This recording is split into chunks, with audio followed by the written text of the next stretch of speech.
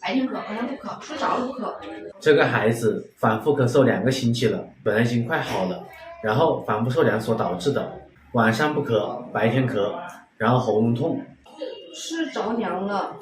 然后首先是着凉，还不太严重，我就也没有那个，我去看了一下，他给我开了个普替南，然后开了个益生菌，然后好像没那么严重了吧，我就也没有那个，然后结果这2天可能是着凉，晚上降温嘛，还踢被子，可能又反复着凉了，就开始白天这样子咳嗽就比较严重了。以前就有什么经常支原体感染，然后咳嗽变性哮喘啊，最近这2年还稍微好一点了，调了一阵子，但是脾胃一直没调过来。小孩子感冒好了之后，第一点，家长一定要注意，不要反复受凉。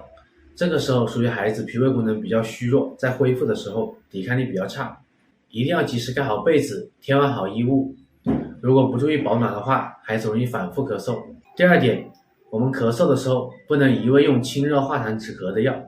一味用清热化痰止咳的药会暂时性把咳嗽止住，但是一受凉的话，孩子会容易反复咳嗽。一定要从根本上解决问题，把脾胃功能调理好，恢复小孩子的肠胃功能，增强抵抗力，否则孩子就会容易反复咳嗽，形成长期咳嗽、慢性咳嗽。